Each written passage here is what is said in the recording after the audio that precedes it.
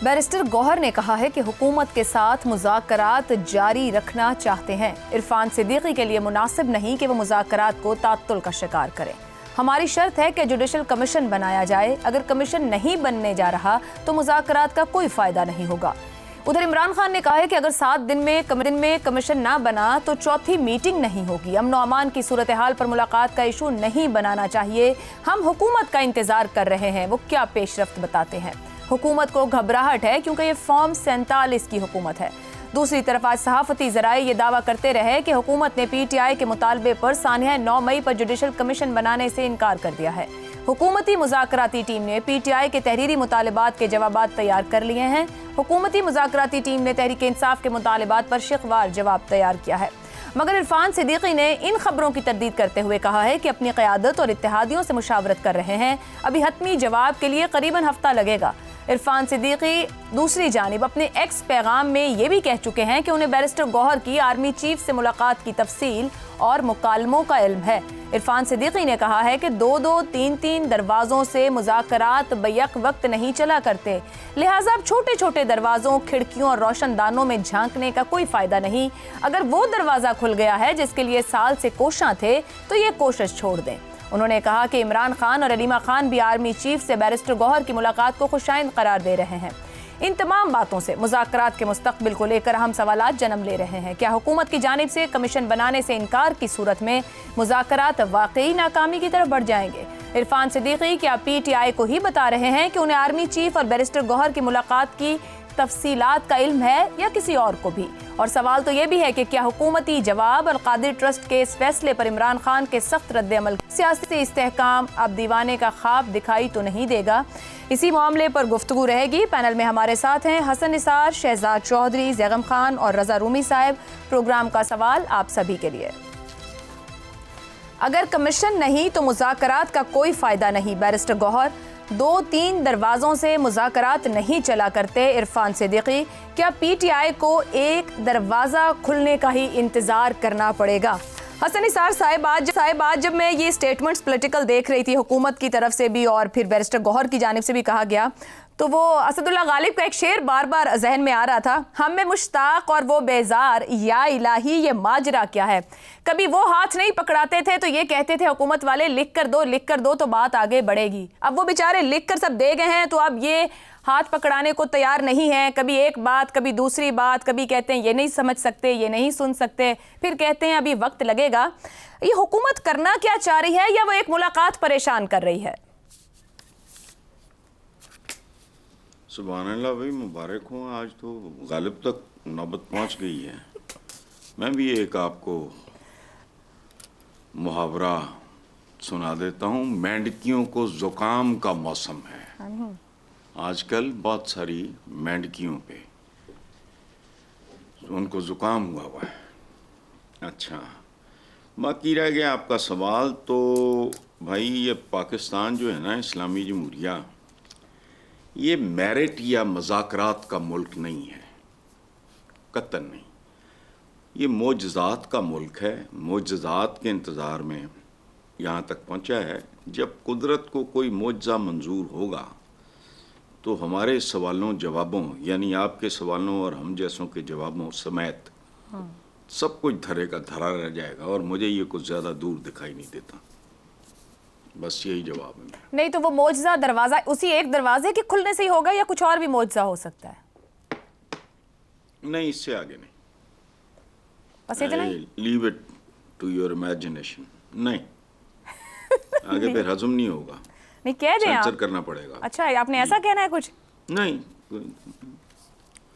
कोई ज़रूरत नहीं। ये समझने वाले समझ जाएंगे मैं क्या कह रहा हूँ। चलें जी, समझने वालों पर छोड़ा कि मोजज़ा किस तरह का और कब हो सकता है। पर हसन साहब को जल्द लग रहा है कोई मोजज़ा हो सकता है। रजा रूमी साहब, बैरिस्टर गौहर ने जो मुलाकात रही उनकी आर्मी चीफ के साथ, तो उस पर इरफान सिद्दीकी साहब ने फरमाया कि भाई उनको मकालमों का इल्म है और तफसीलात भी, जुज़ियात भी वो जानते हैं। उन्होंने ट्वीट करके इत्तला दी एक तरह से।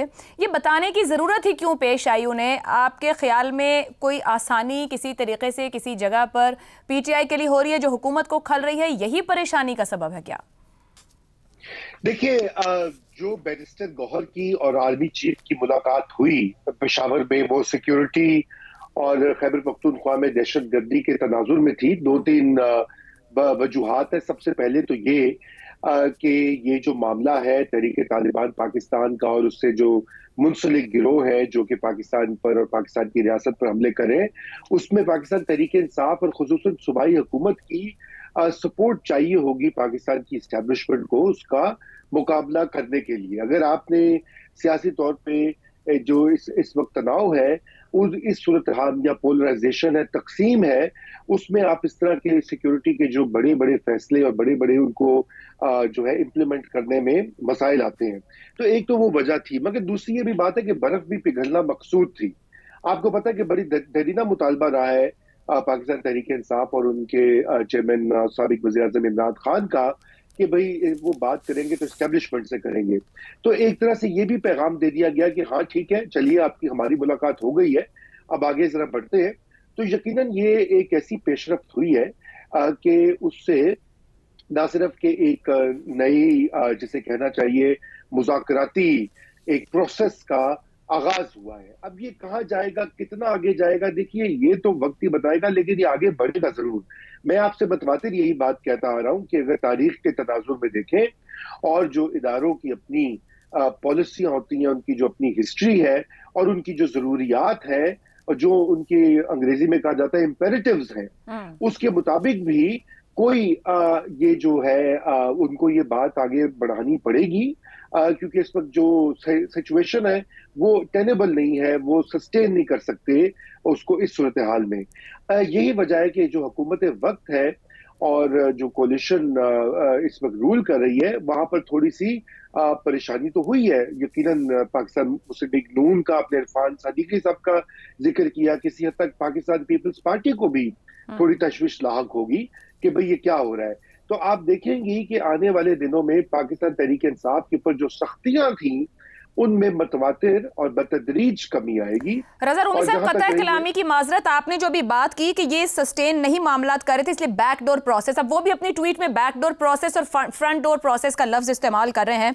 तो ये जो आप जिस अब नरमी या सहूलत या फैसिलिटेशन की बात कर रहे हैं, ये फ्रंट डोर से नजर आती है आपको या फिर बैकडोर प्रोसेस ही वो चीजें लेकर आएगा? देखिए, ये बैकडोर ही लेकर आएगा।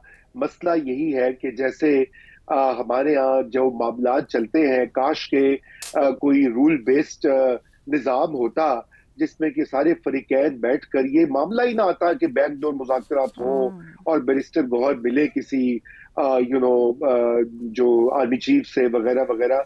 ये मामला नॉर्मली तय हो सकते थे अगर हमारा सिस्टम चल रहा होता। अगर देखिए काउंसिल ऑफ कॉमन इंटरेस्ट है, मुश्तरका मफादात की काउंसिल है, वहां पर भी सूबाई और वफाकी जो मामलात हैं उनको बैठकर हल किया जा सकता है, उनके ऊपर बहस की जा सकती है। लेकिन मसला यहाँ पर आ गया कि हमने हमारे जो सियासतदान हैं उन्होंने भी तो खुद ही इस निज़ाम को इतनी ज़रबें पहुंचाई हैं, इतना उसको नुकसान पहुंचाया है कि कोई चीज अभी सिस्टम चल नहीं रहा। और इसी को ठीक करने में फिर गैर मुंतखब इदारे जो हैं वो आगे आते हैं, सब उनकी तरफ देखते हैं, उनके रोल को जो है मानते भी हैं, चाहते भी हैं, और यही हो रहा है। तो बैकडोर से ही रिलीफ मजीद मिलेगा, बैकडोर से ही आगे जो पेशरफ्त होगी वो होगी। फ्रंट वाला जो है मामला वो चलता रहेगा, वो भी जरूरी है क्योंकि एक उसकी लेजिटिमेसी जो है मुज़ाकरात की उसको भी कायम रखना मकसूद होगा। देखिए किसी भी गैर मुंतखब इदारे का सियासी अदलिया हो या दीगर इदारे हो, उनका सियासत में बराह रास्त कोई ताल्लुक बनता नहीं है आयशा, ना इवन ब्यूरोक्रेसी, सिविल ब्यूरोक्रेसी का नहीं बनता। कोई फेडरल सेक्रेटरी जो है वो जाके सियासी पार्टियों के दरमियान इस तरह की कोई रोल अदा करे सालिसी का या दीगर, वो उनका बनता नहीं है, कानून इजाजत नहीं देता। इसलिए उसको भी कुछ इस प्रोसेस को लेजिटिमेसी देने के लिए ये फ्रंट वाला जो है प्रोसेस ये भी चलता रहेगा। और बैकडोर बातचीत चल रही है और वो चलती रहेगी आने वाले हफ्तों में, महीनों में। आप देखेंगे कि इस पे मजीद पेशरफ्त भी होगी और तब्दीलियां भी अमल पजीर होंगी। जी, दुरुस्त हो गया।